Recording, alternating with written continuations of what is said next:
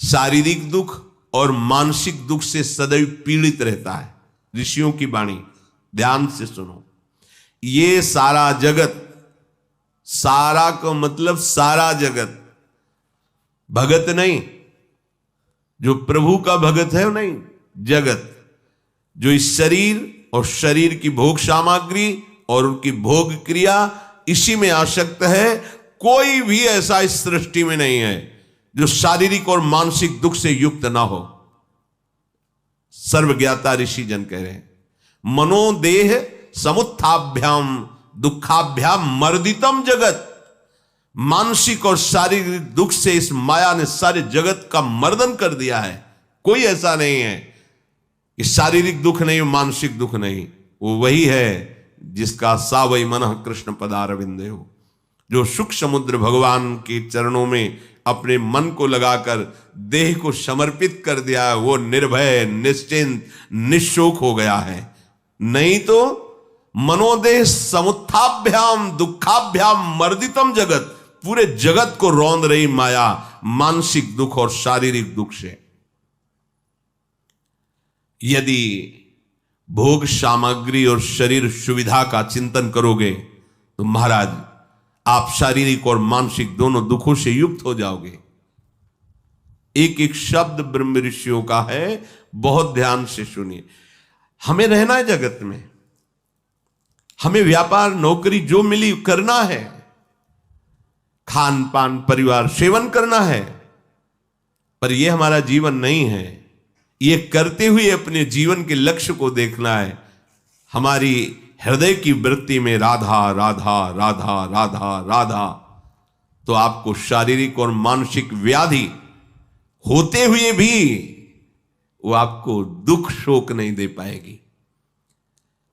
ये रोग, ये अप्रिय घटना, बहुत परिश्रम करके थकित हो जाना, वस्तुओं का व्यक्तियों का वियोग होना, ये चार घटनाएं किसी को नहीं बख्शती हैं। व्याधे रनिष्ठ संस्पर्शात क्षमादृष्टो विवर्जनात् दुखम चतुर्भी शारीरम कारणै संप्रवर्तते। ये चार बातें किसी को नहीं बख्शती हैं। रोग बड़े बड़े महापुरुषों को भी हुआ है। भाई जी की महाराज के उदर में कैंसर था, भयंकर पीड़ा। रामकृष्ण परमहंस जी के गले में कैंसर था, भयंकर पीड़ा। बड़े बड़े महापुरुषों के जीवन में देखा गया बड़ी बड़ी व्याधियां। अप्रिय घटना, पहला है रोग, दूसरा अप्रिय घटना की प्राप्ति, और तीसरा परिश्रम से थकित होकर होना, और चौथा है प्रिय वस्तु और व्यक्ति का वियोग होना। ये चारों बातें सबको प्राप्त होती हैं। अगर इन चारों का प्रतिकार करना कोई चाहता है, बहुत ध्यान से सुनना, तदा तत्प्रतिकाराच सततम चाविन चिंतनात् आधि व्याधि प्रशमनम क्रियायोग द्वयेन तु। यदि इन चारों के आगमन सबके ऊपर होगा इनका, लेकिन यदि बचना चाहते हो तो इनका चिंतन ना होने पावे, ये खास बात है। व्याधि अर्थात रोग भी होगा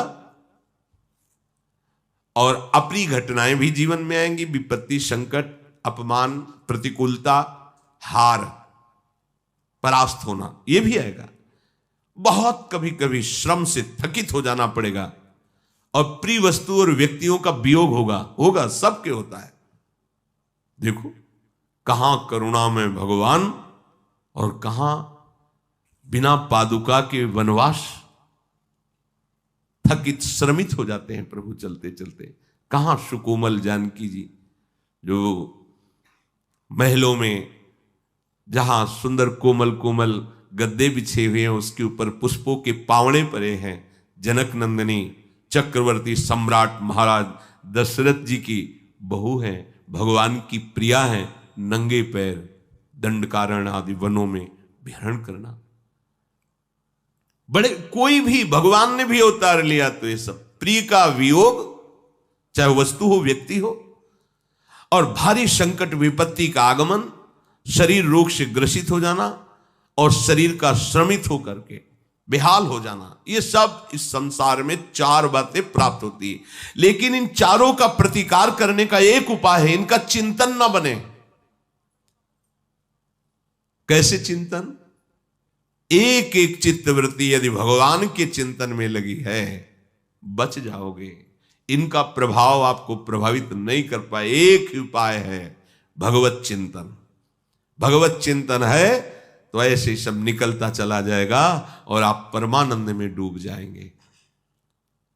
यही बलराम ब्रजवासी ने एक बार बताया था कि उनके परिचय के पड़ोस में रहते, पर उनके गुरुजी ने उनको नियम दिया था भजन का, इतना भजन करना ही है। बड़े भाग्यशाली होते हैं जो गुरु प्रदत्त नियम पर दृढ़ रहते हैं। नहीं 2-4 दिन माला घुमाई फिर मनमानी शुरू हो जाता है। गुरु प्रदत्त नियम आजीवन प्राणपण से निर्वाह करना चाहिए।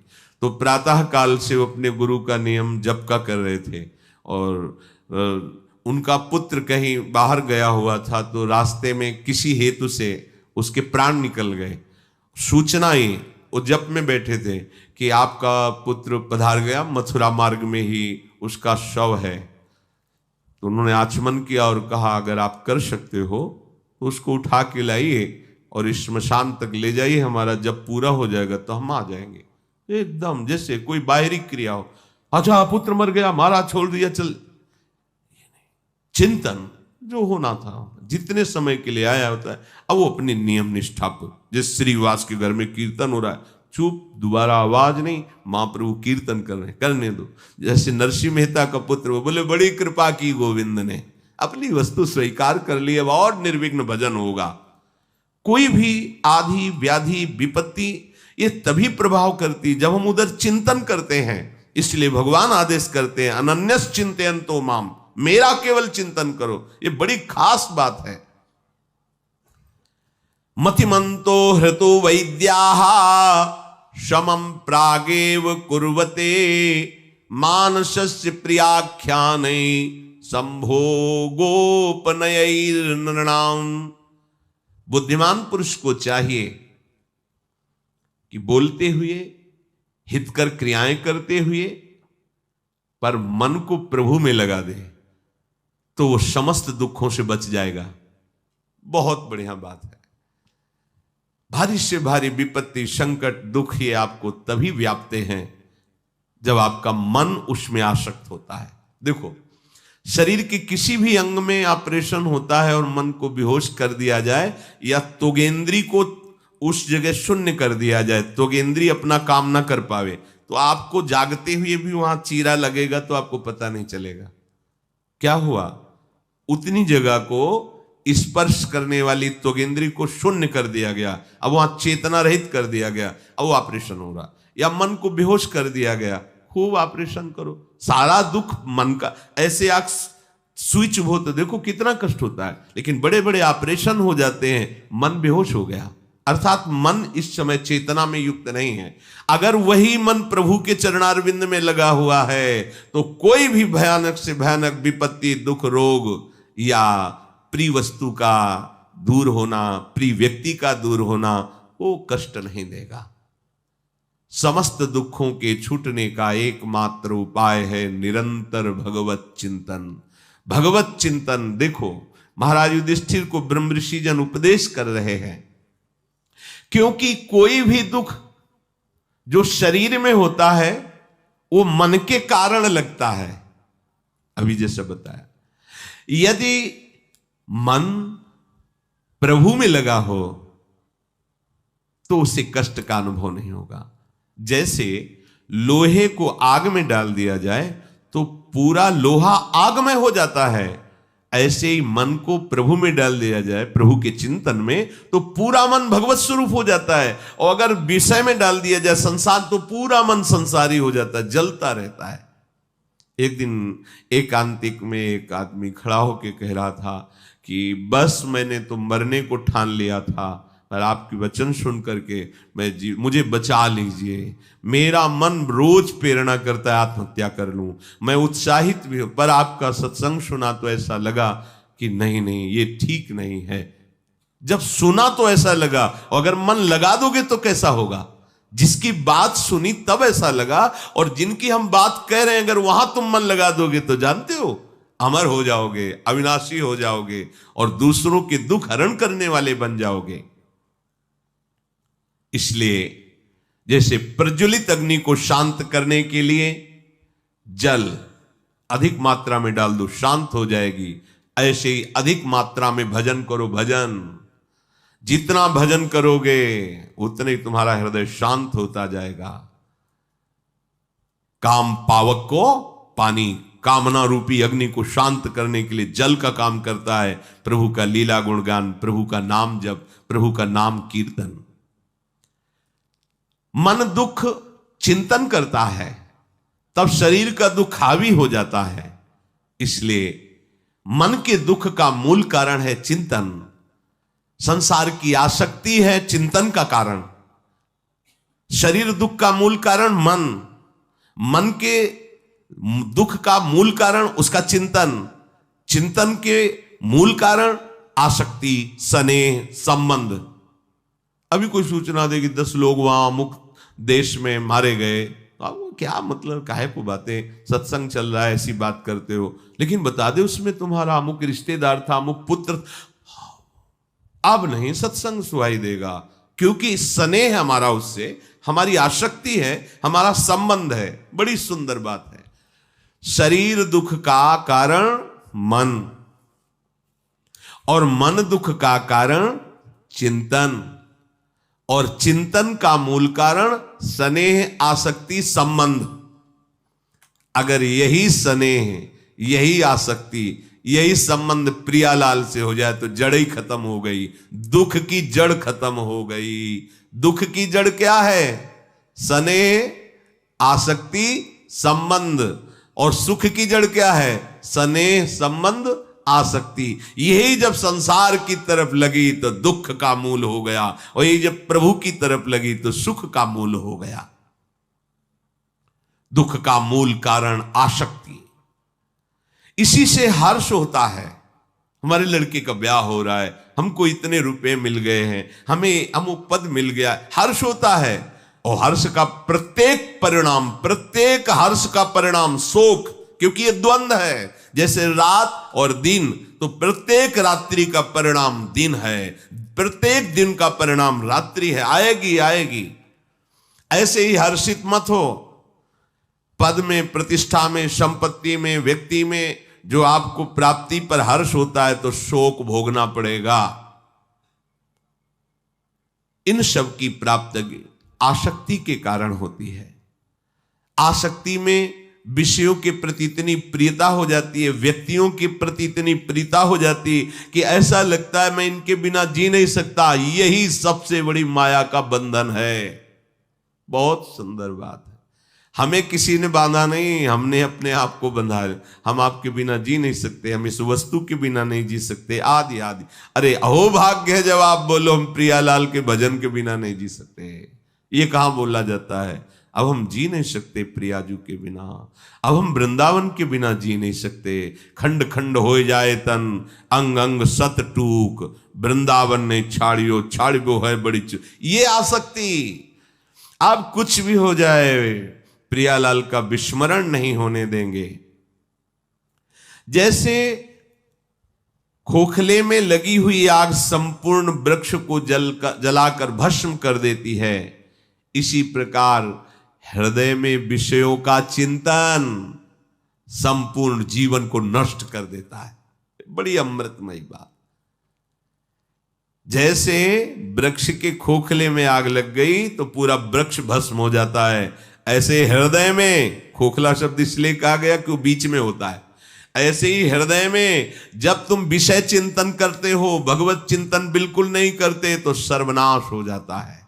वो जलाकर राख कर देता है तुम्हारे सुकृतों के, तुम्हारे सुख को, शांति को। और सब इसी में लगे हैं, चाहते हैं सुख, शांति, आनंद, पर करते वही है जिससे आनंद नष्ट हो जाए, सुख नष्ट हो जाए, शांति नष्ट हो जाए। कैसी मूढ़ता छा गई है। विषयों के प्राप्त ना होने पर अपने को त्यागी कहना त्याग नहीं कहलाता। ब्रह्म ऋषि जन उपदेश कर रहे हैं युधिष्ठिर को। अब आपके पास वो विषय है ही नहीं और आप अपने को त्यागी कहते तो त्याग नहीं है। जब विषयों की बाहुल्यता हो और उसके भोगने की इच्छा ना हो तो उसे त्याग कहते हैं, उसी को वैराग्य कहते हैं। किसी के प्रति चाहे वो वस्तु हो, व्यक्ति हो, स्थान हो, तनिक भी राग न रह जाना, ये बंधन मुक्त पुरुष का लक्षण है। किसी भी विषय में प्रीता नहीं, किसी भी व्यक्ति में प्रीता नहीं, किसी में पद में प्रतिष्ठा आदि में प्रियता नहीं, तो वो जीवन मुक्त है, जीते हुए जीवन मुक्त हो चुका है। इसलिए धन को, व्यवस्था को, मित्रों के स्नेह को आप सुख मत समझिए महाराज। अपने शरीर में आसक्ति या दूसरे शरीर में आसक्ति, इस आसक्ति का ही नाश करना मनुष्य जीवन का परम कर्तव्य है। हम लोगों ने क्या पाल रखा है, जितनी आसक्ति बढ़ा लो उतने सुखी हो जाओगे। महापुरुष जन ने क्या अनुभव किया, इस शरीर की आसक्ति को और इस शरीर संबंधियों की आसक्ति को मिटाना इस मनुष्य जन्म का परम कर्तव्य है। आसक्ति मिट गई, मुरारी पादार्पित चित्तवृत्ति, परमानंद में निमग्न हो जाओगे। इस आसक्ति को मिटाने के लिए ज्ञानी महात्माओं का संग, योग युक्त आचरण, शास्त्र का स्वाध्याय और मन को कभी खाली न रहने देना। खाली रहने दोगे शैतान है, पटक देगा। एक शिष्य ने भूत सिद्ध किया, भूत बड़ा बलशाली हुआ आया, बोला काम बताओ, अमुक काम क्षण में कर देता। उसने कहा काम अगर नहीं बताओगे तो हम तुम्हें उठा पटक देंगे। और वो अपने गुरुजी के पास गए, बोले महाराज हमने भूत सिद्ध किया, और वो कहता है काम बताओ नहीं तो हम तुम्हें मार देंगे, पटक देंगे। और कितना जो काम बताओ क्षण में कराता है, बड़ा बलवान है। हाँ ठीक है, एक डंडा गाड़ो बांस से बल्ली और उससे को चढ़ो उतरो इसी में, जब और कोई काम होगा तो बता देंगे तुम्हारे पास यही काम है। ये मन भूत है और ये काम चाहता है काम, और चाहे जिस काम में लगा दो चट्टे उससे उब जाता है, दूसरा नया चाहता है, नया भोग चाहता है। नहीं दोगे तो मार देगा तुम्हें, ऐसी व्यथा पैदा कर देगा। अब क्या करें, तो एक उपाय है, मम पद मन ही बांध बर डोरी। वो लंबी जो बल्ली सुदृढ़ है ना, वो भगवान के चरणारविंद, भगवान का नाम, चढ़ो तो इसमें राधा राधा राधा राधा। जब कोई काम होगा तो बता देंगे, चढ़ो इसमें राधा राधा राधा। ये भूत है, 5 भूतों का सहारा लेकर ये महाभूत जो है ना मन, ये सबकी दुर्गति कर रहा है और राह से कोई जान नहीं रहा है। अरे इसको काम में लगाओ, नहीं मार देगा तुम्हें। खाली मत रखो। कौन सा काम, राधा राधा राधा राधा। शरीर से चेष्टाएं करो और मन से भगवत चिंतन करते रहो। राग के वशीभूत होकर पुरुष जब आकृष्ट होकर काम भोग में उतरता है तो होता उसे महादुख है, पर वो तृष्णा के कारण उसे सुख समझता है, घृणित। धीरे धीरे उसमें सुख ना मिलने के कारण वो नए नए शरीरों की खोज करता है। ब्रह्म ऋषियों के वाक्य हैं, वैसे ही हो रहा है जैसा अनुभव में महापुरुष जन वर्णन करते हैं।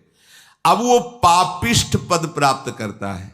पापिष्ठ, पापी, पवित्र संबंधों को भी दूषित कर देता है। उसके अंदर ये ज्ञान नहीं रह जाता। पशु, जैसे पशु को पता नहीं कि ये मां है कि ये बहन है कि ये क्या है, ऐसे ही पापिष्ठ पुरुष की बुद्धि इतनी निकृष्ट होती है कि पवित्र संबंधों को भी वो दूषित कर देता है। उसके द्वारा अब केवल अधर्म ही अधर्म होता है। वो अत्यंत भयंकर पाप बंधन में डालने वाला होता है। किसी ने प्रश्न किया था कि पाप और दुराचार करने वालों को भी पूजा पाठ करते देखा गया है, तो क्या उनको भगवान की प्राप्ति नहीं होगी? तो आप बिल्कुल ऐसा समझो, नौटंकी नाटक फिल्म में भी साधु का रोल करते देखा गया है, तो क्या वो जीवन मुक्त परमहंस हो जाएंगे? क्या नहीं देखा? बैठे हो, पूरा स्वांग वही कर रहे साधु का। क्या उनको अध्यात्म की ऊंचाई पे चढ़ना होगा? क्या उनकी भूमिकाएं बदलेंगी? क्या वो निष्पाप होकर परब्रह्म को प्राप्त हो जाएंगे? क्या नहीं। क्यों? क्योंकि वो नाटक कर रहे हैं, नाटक। और आप भी नाटक देखने जा रहे हैं। नाटक केवल नाटक, तुम जो कुछ नहीं सार। तो ऐसे ही तुम करो पापाचरण, उसके बाद सजाओ आरती सोने की और चढ़ाओ सोने का छत्र, और इसके बाद बोलो ओम जय जगदीश हरे। तो वो क्या हो रहा है? जैसे एक फिल्म के पर्दे पर नाटक हो रहा है, वैसे ही नाटक हो रहा है। उसे उपासना नहीं मानी जाएगी। उपासना उसे कहते हैं जो भगवान की आज्ञा के अनुसार चलता है। भगवान ने शास्त्रों में यही, वही मेरा सेवक है, वही मेरा प्रिय है, जो मेरा अनुशासन माने, मेरी आज्ञा के अनुसार। भगवान की आज्ञा का उल्लंघन करके पापाचरण करो, और उस पापाचरण से कमाए हुए धन से स्वर्ण का मंदिर बना लो, स्वर्ण का सिंहासन बना लो, और खूब वैभव विस्तार सेवा का करो। वो सेवा कैसी होगी हम नहीं कह रहे, भगवान कपिल देव जी कह रहे हैं। आप भागवत उठा के देख लीजिए। कह रहे हैं, हे माता, जो बाहर के प्राणियों से द्रोह करता है, अन्य को दुख पहुंचाता है, और मेरे श्री विग्रह की अच्छी अच्छी पदार्थों से सेवा करता है, उसकी सेवा शब्द देखो स्वांग मात्र है, जैसे राख में किया हुआ हवन। तो नाटक में स्वांग ही तो होता है, वो स्वांग ही है। उसे पूजा मत मान लेना। पूजा तभी होगी जब भगवान की आज्ञा के अनुसार तुम्हारा जीवन होगा, धर्म के अनुसार तुम चलोगे। तो ये खोटी बुद्धि वाले मनुष्य पापाचरण त्यागते नहीं हैं। अब ये धीरे धीरे इतने कमजोर हो जाते हैं कि भयानक प्राण नाशक स्थिति आ जाती है। अब तृष्णा और पाप मिलकर उसे नई योनि के लिए फिर वही जीवन, फिर कब तक? इसलिए अनाद्यंता तुषा तृष्णा अंतर्देह गता नृणाम विनाशयति भूतानि अयो निज इवानलः। अब वो जिस योनि में जाता है, तो जैसे भीतर आग रखी हो धीरे धीरे बढ़ती चली जाती, जला के राख कर देती है, ऐसे ही तृष्णा भोगों की भयानक पापाचरण में अगला भी फिर बस यही पुनरपि जननम पुनरपि मरणम पुनरपि जननी जठरे शयनम। जैसे काष्ठ अपने से उत्पन्न हुई आग से जलकर भस्म हो जाता है, उसी प्रकार जिसका मन विषयों का चिंतन करता है, शरीर से मनमानी आचरण होते हैं, वो अपने द्वारा ही अपना सर्वनाश कर लेता है। हे युधिष्ठिर, धनवान मनुष्यों को राजा, जल, अग्नि, चोर, स्वजन सबसे भय बना रहता है, लेकिन जो अपने चित्त को प्रभु में लगा देता है वो सबसे निर्भय हो जाता है। कितने ही मनुष्य अपने जीवन का लक्ष्य केवल अर्थ बना लेते हैं, बस रुपया। कैसी बुद्धि मारी गई है। अरे बावरे, ये अर्थ है, किस काम में आएगा? सो धन धन्य प्रथम गति जाकी। गौ सेवा, साधु सेवा, भगवत सेवा, जन सेवा। कोई गरीब बीमार है उसकी इसमें लगाओ, तुम्हारा जीवन पवित्र हो जाएगा, तुम्हारी बुद्धि पवित्र हो जाएगी, और स्वयं सुंदर सुंदर भोग बना के ठाकुर जी को पाओ। ये जीवन काहे के लिए है? कुछ प्राणी ऐसे होते हैं जिनको अर्थ ही प्रदान हो जाता है, धन। अब वो ना अपने में खर्चा कर सकते हैं, ना वो देवता सेवा में, ना गौ सेवा में, किसी में नहीं। बैंक बैलेंस में कितने हो गए, संख्या में जीते हैं वो, कितने हो गए, इतने, अच्छा अब और आगे, और मरेंगे तो संख्या भी हुई। अच्छा, कोई भोगने वाला भी नहीं, संख्या। अच्छा, ऐसे लोगों के भोगने वाले ऐसे होते हैं जो बहुत बर्बाद करते हैं, व्यर्थ का जीवन। कैसी बुद्धि मारी गई है। अर्थ के द्वारा उनके जीवन में अनर्थ ही अनर्थ रहता है। इसलिए महाराज, आप ऐसा मत सोचें कि आपके पास अर्थ नहीं तो हम ब्रह्म ऋषि दूर हो जाएं। कृपणता, घमंड, अभिमान, भय, उद्वेग, घबराहट और दुर्गति, ये अर्थ प्रधान बुद्धि में प्रकट होते हैं। ब्रह्म ऋषियों ने अनुभव किया कृपणता, ये बड़ी कृपणता प्रकट करता। कोई हिम्मत वाला होता है, अर्थ का सदुपयोग। सो धन धन्य प्रथम गति जाकी। भगवत सेवा में, साधु सेवा में देखो कैसे कैसे भाग्यशाली जन है। 4 घंटे बिहारी जी बैठते फूल बंगला, 10 लाख का, धन्य है उसका जीवन में, कमाया धर्म पूर्वक। लाडले ठाकुर 4 घंटे फूल बंगला में बैठे, राधा वल्लभ लाल जी फूल बंगला में बैठे, दर्शन। तो कृतार्थता, कोई बीमार है उसकी सेवा में लगा दिया, कोई भूखा है उसको पवा दिया। यही सार्थकता है मनुष्य जीवन की। पर जिसका अर्थ प्रधान जीवन होता है उसमें कृपणता, घमंड, अभिमान, भय और उद्वेग, चिंता, ये उसको प्राप्त होती है। अक्षरशः सत्य है। और वो परिणाम स्वरूप देहधारियों को महान दुख प्रदान करता है।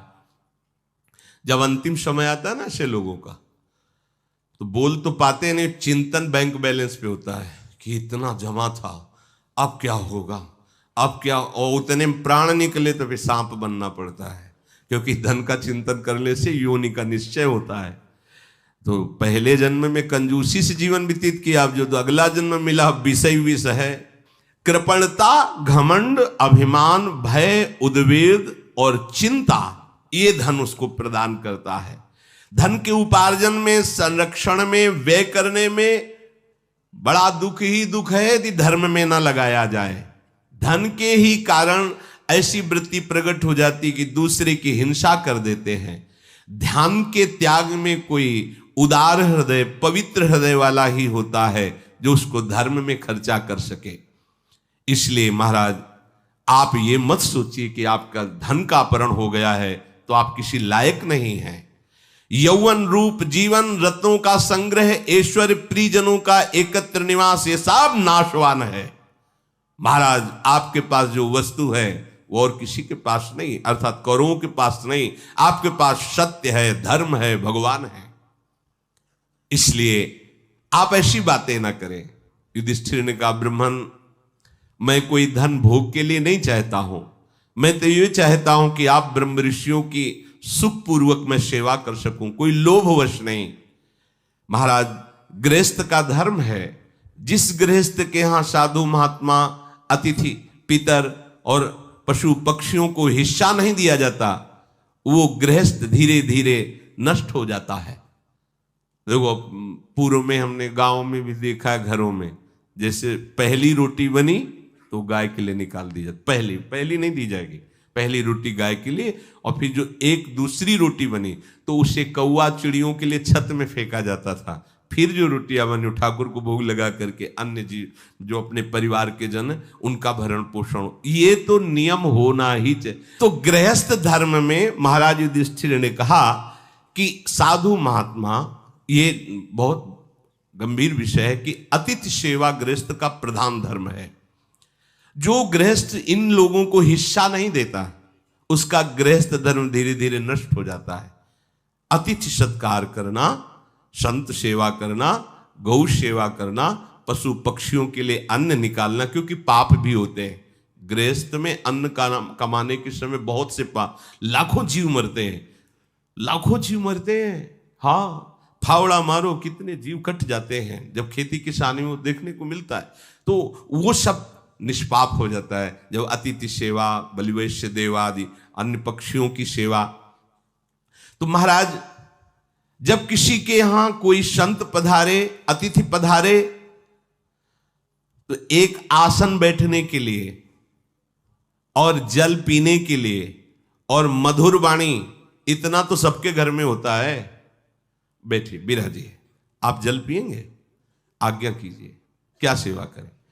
अब इसके बाद भोजन मांगता है तो भोजन दे देते हैं। अब कोई कहता मुझे अर्थ चाहिए, मुझे ये करना है, वो कर, इसमें आप स्वतंत्र हैं, हमारी सामर्थ्य नहीं, हम आपकी ये सेवा नहीं कर। आप भोजन पाना चाहें, नहीं तो फिर आप पधारिए, इसमें कोई आपका अपराध नहीं, कोई अपमान। दूसरी बात, अगर कोई संत महात्मा अतिथि आते हैं, आपको संशय है कि पता नहीं, मन में आ गया कि, तो दरवाजा मत खोलिए।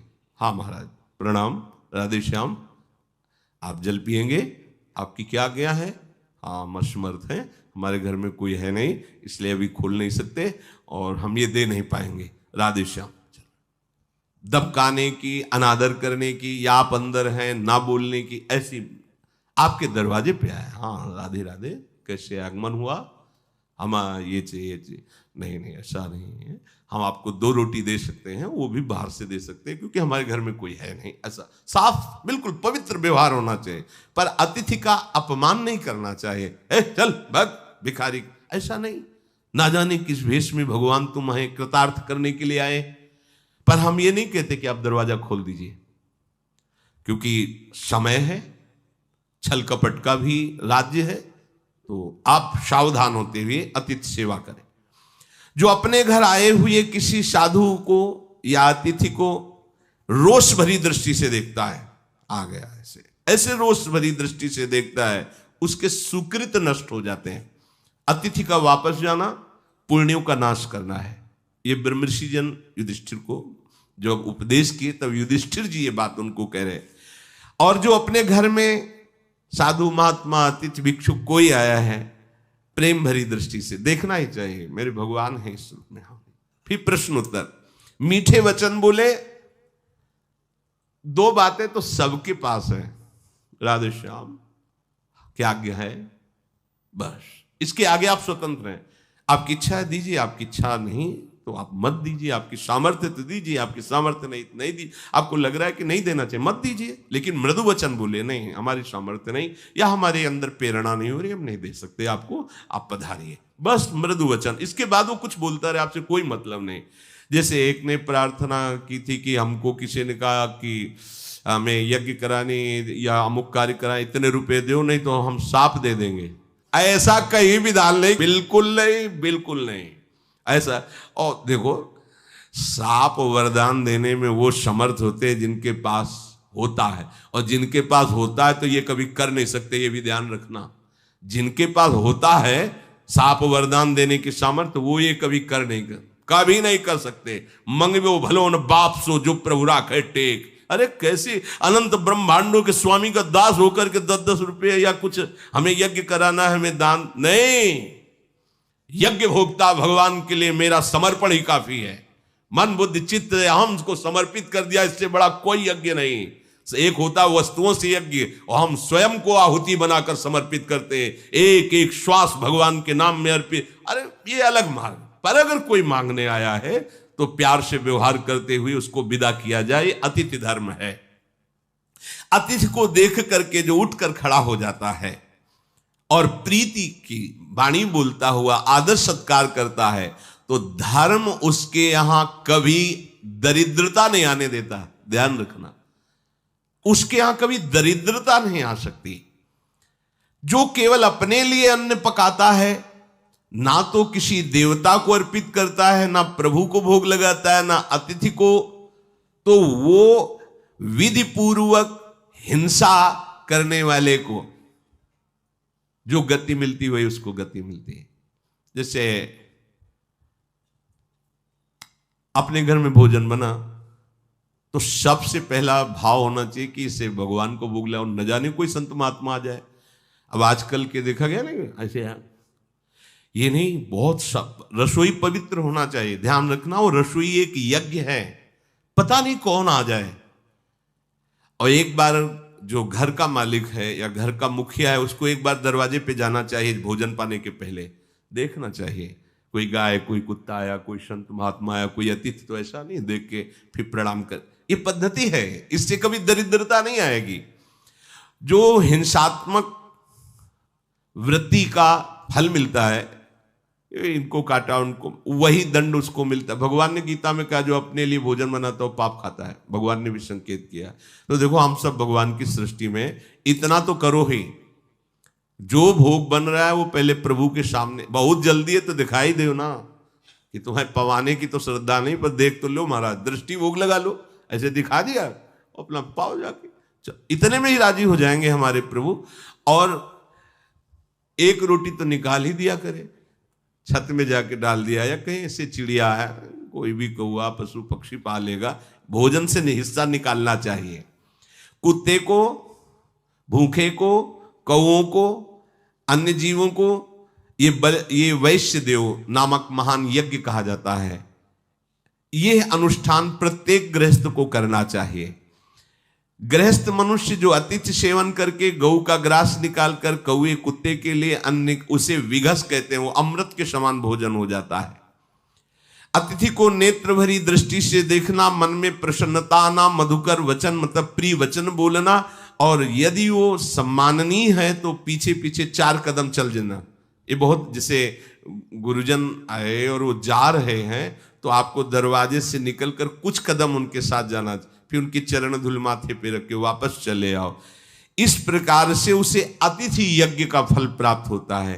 तो महाराज, हम कोई अर्थ इसीलिए नहीं चाहते कि भोगों के लिए, हम चाहते हैं कि हमारे पास इतनी व्यवस्थाओं की आप जैसे महात्माओं को पवा सकते हैं।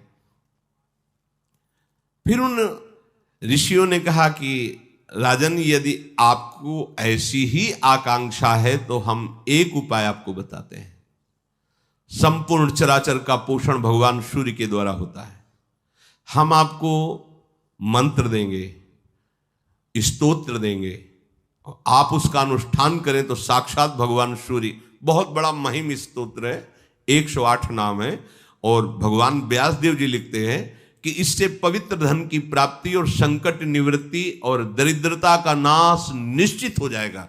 जो प्रातःकालीन सूर्योदय होने पर स्नान करके और जैसे जैसे भगवान सूर्योदय हो रहे हैं, वो 108 नाम भगवान सूर्य के हैं, उनका गान करते हुए उन्हें प्रणाम करें और कुछ समय तक, तो फिर उससे भगवान सूर्य की कृपा से उसकी संकट निवृत्ति, पवित्र अर्थ की प्राप्ति का साधन, और कभी दरिद्रता उसके यहाँ नहीं आएगी। शेष चर्चा आगे। श्री राधा वल्लभ लाल की।